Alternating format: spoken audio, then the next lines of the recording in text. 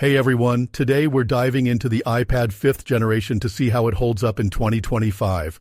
Spoiler alert, while this iPad was a fantastic device when it launched, it's definitely not my top recommendation anymore. But if you're curious about its features, pros, and cons, let's break it down together. If you're in the market for a newer iPad, I've linked some recommendations in the description below. Check those out to support the channel. Now let's start with the design and build. Design and build quality. The iPad 5th generation still holds its own in terms of aesthetics. It features a 9.7-inch IPS LCD Retina display with a high resolution that looks great, even by today's standards. However, it lacks true tone, which can make a noticeable difference for some users. You'll also notice significant bezels around the screen, something Apple has since minimized in its newer iPads. On the front, you get a classic home button with Touch ID, which works well. It's not the thinnest tablet on the market, but it feels reasonably lightweight and solid in hand. The Lightning port and headphone jack are a nice touch for those who still use wired headphones. Around the back, the flat design is clean, with a single camera in the corner and the iconic Apple logo in the center. Overall, it's a good-looking and durable device, even if it's starting to show its age. Camera performance. The 5th Gen iPad comes with an 8MP rear camera and a 1.2MP front camera. These are serviceable for basic tasks like scanning documents or FaceTime calls, but don't expect much else. The rear camera performs similarly to an iPhone 5S, and there are no advanced features like additional lenses, 4K video recording, or center stage. If a quality camera setup is important to you, this iPad might disappoint. Modern iPads have much better camera systems, offering ultra-wide lenses and significantly improved video capabilities, software, and features. This iPad received its last major update with iOS 16. While it's no longer supported for new features, it still gets occasional security updates. For basic tasks like web browsing, streaming, or light productivity, the software holds up surprisingly well. However, keep in mind that its lack of ongoing updates means you'll miss out on new features and app compatibility in the near future.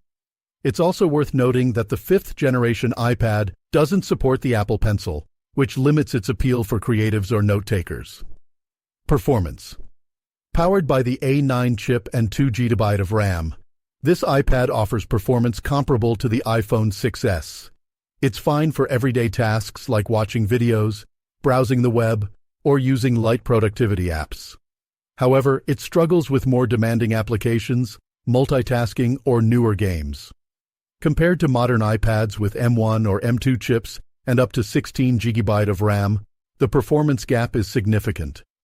If speed and future-proofing are priorities, you're better off looking at newer models. Should you buy it in 2025? The 5th Gen iPad's biggest selling point is its price. It's one of the cheapest iPads you can find, which makes it tempting for budget-conscious buyers. However, the lower cost comes with trade-offs: outdated software, lack of Apple Pencil support, and limited performance.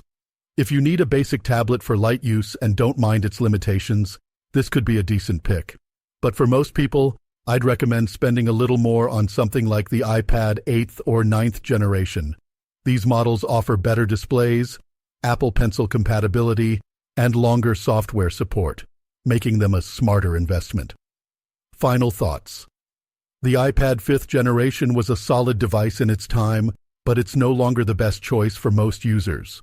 It's outdated in several key areas, and the savings might not be worth the compromises. That said, it's still a decent device for basic needs and light use. Design and build quality. The iPad 5th generation maintains Apple's classic premium design language despite its age. Released in 2017, it features a 9.7-inch IPS LCD display with Retina resolution that still holds up well today. While lacking modern features like True Tone, the screen quality remains impressive for basic tasks. The device sports substantial bezels by today's standards, but maintains a sleek profile with its thin aluminum build. Connectivity and ports. You'll find a Lightning port for charging and data transfer, along with a 3.5mm headphone jack. a feature notably absent from newer models. The physical home button doubles as a Touch ID sensor, providing reliable biometric security. Hardware specifications: display, 9.7-inch IPS LCD Retina display, processor, Apple A9 chip, RAM, 2 GB.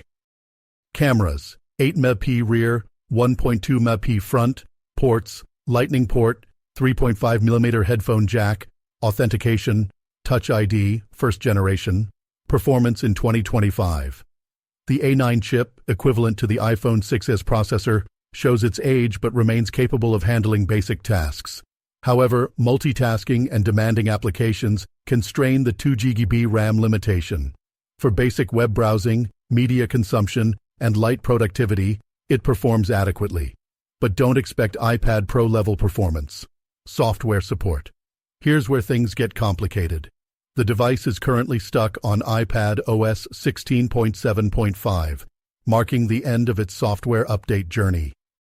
While this version isn't ancient, it means missing out on newer iPadOS 17 features and future security updates. This limitation significantly impacts the device's long-term viability. Camera system. The camera setup feels decidedly dated.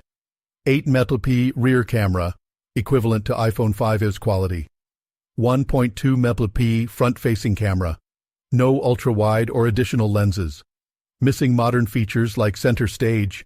No 4K video capabilities. Notable limitation: no Apple Pencil support. Outdated processor for modern applications. Limited multitasking capabilities. No modern iPad features. Center stage, True Tone, etc. End of software support price consideration.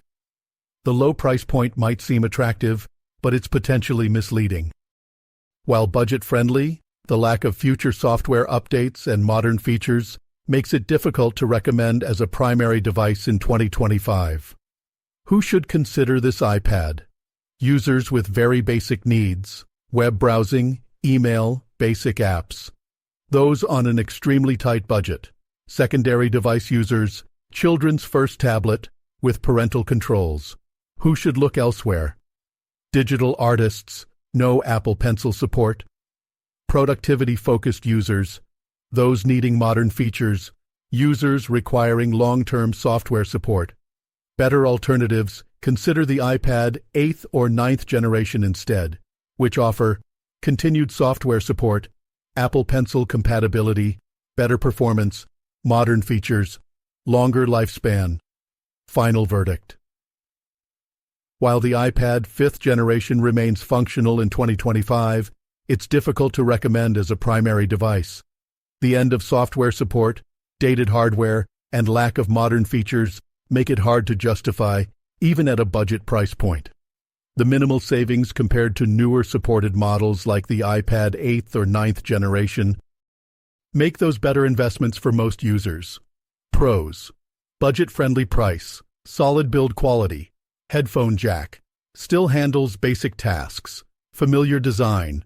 Cons: no more software updates, dated performance, limited features, basic camera system, no Apple Pencil support. For most users in 2025, investing slightly more in a newer iPad model would provide a significantly better experience and longer device lifespan. Pros: budget-friendly price, solid build quality, headphone jack, still handles basic tasks, familiar design. Cons: no more software updates, dated performance, limited features, basic camera system, no Apple Pencil support.